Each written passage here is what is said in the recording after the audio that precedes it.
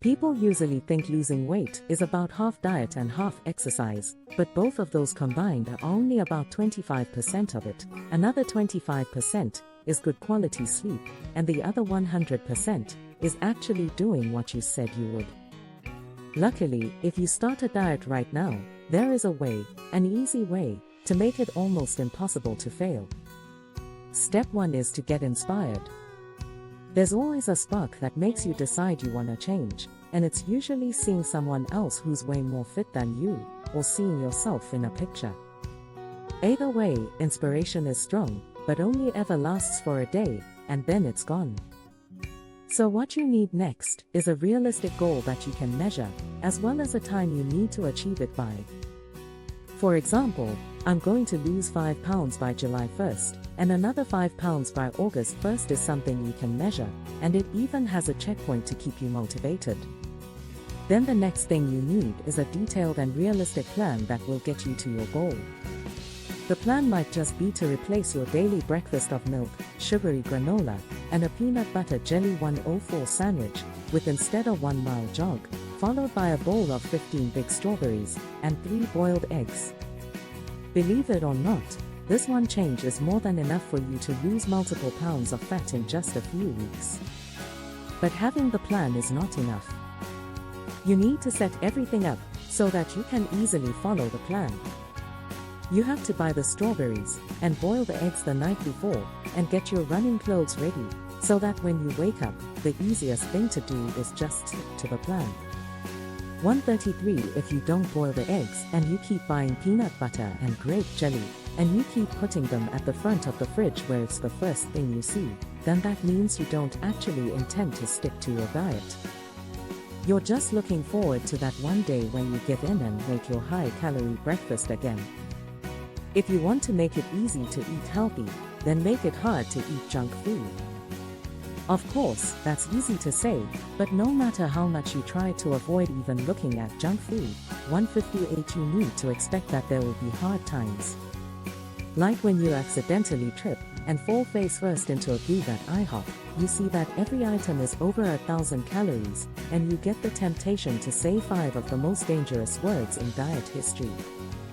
You can pick from any of the following options. A. One cheat meal won't hurt me. I'll actually start dieting tomorrow. Never do the C. I just won't eat later. Do. Maybe I'll just start bulking, and it's times like this when you need willpower.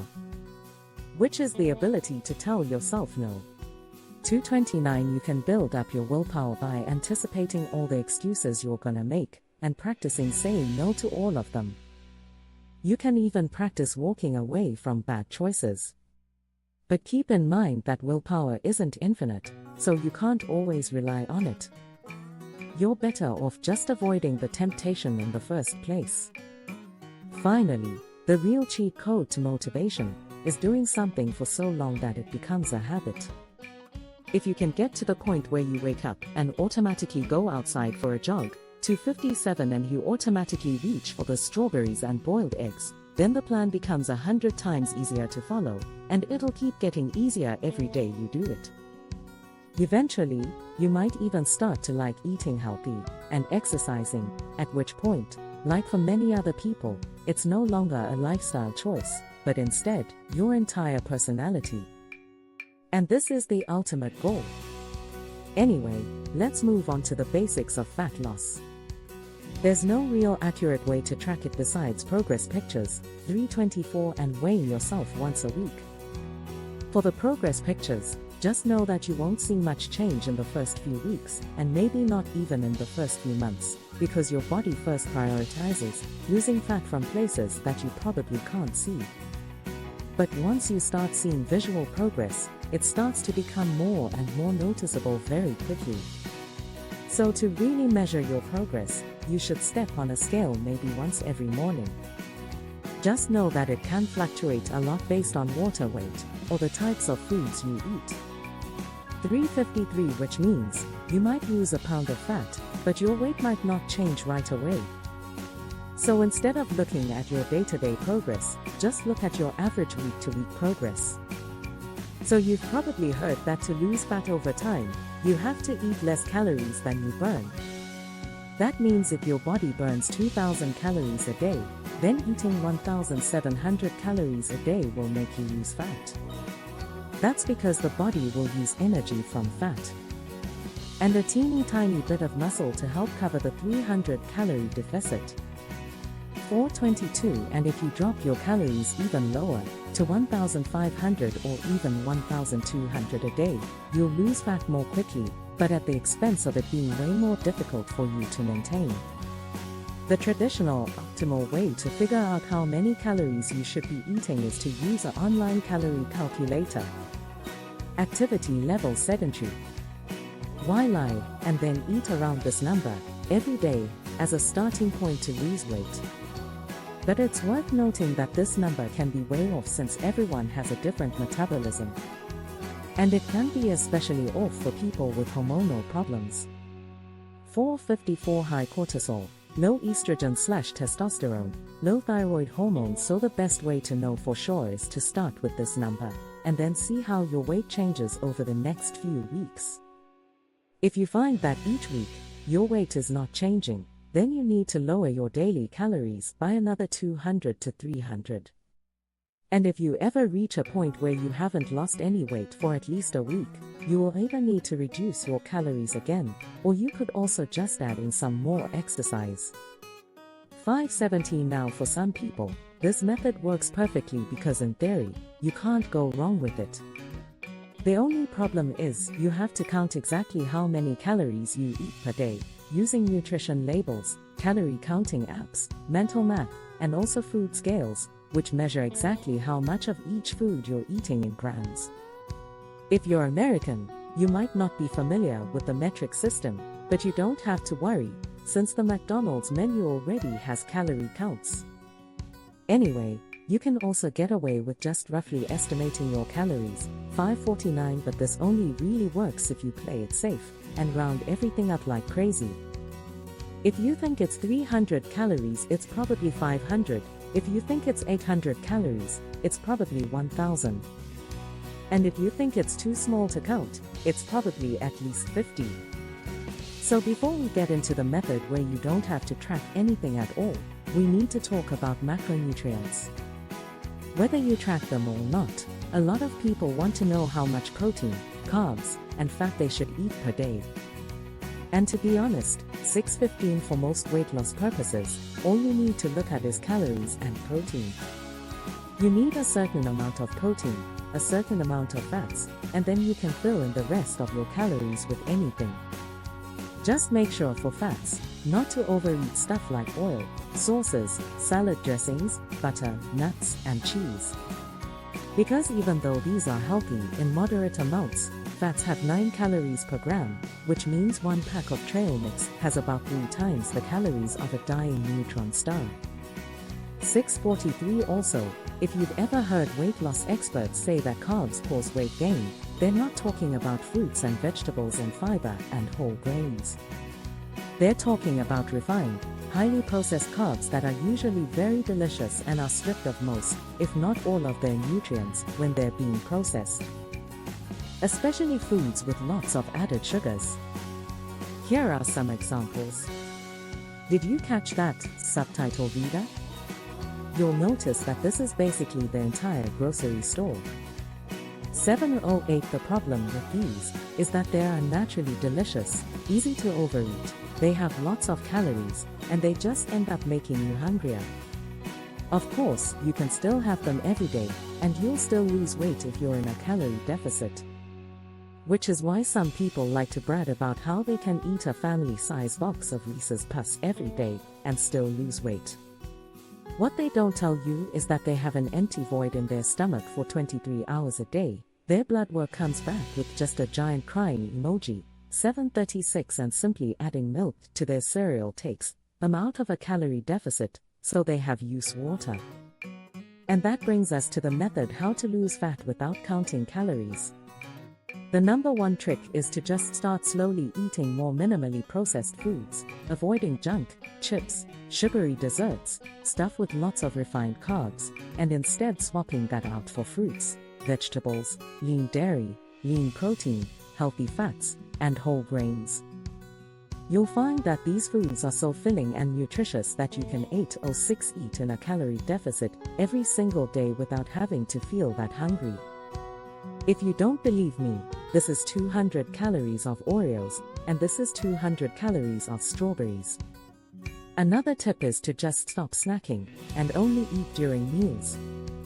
It's okay to snack on fruits and vegetables, and maybe even some low-calorie diet snacks like these if you really get cravings, but most people snack on high-calorie, tasty junk food because they're bored, stressed, or thirsty, not cause they're hungry. 828 So cutting out snacks is actually one of the easiest things you can do, since the body doesn't really need them anyway. And over time, you'll just stop getting the urge to snack. Ideally, once this happens, you'll start to slowly develop a feeling of I'm better than everyone else, which should be enough to keep you going till the end of your diet. But in case times get hard, here are some more tips. Number 1. Start drinking lots of water. Water is very filling, and half of the time, when you're hungry, a quick drink of water will get rid of the feeling. 857 Just keep a big water bottle next to you, and you'll never forget. This will also prevent you from craving high-calorie drinks like soda, juice, bubble tea, and milkshakes. Number 2. If you keep saying, the real diet starts tomorrow, then it'll never start. Number 3. Avoid liquid calories. It's way easier to drink lots of calories in the form of sugary drinks than it is to eat them.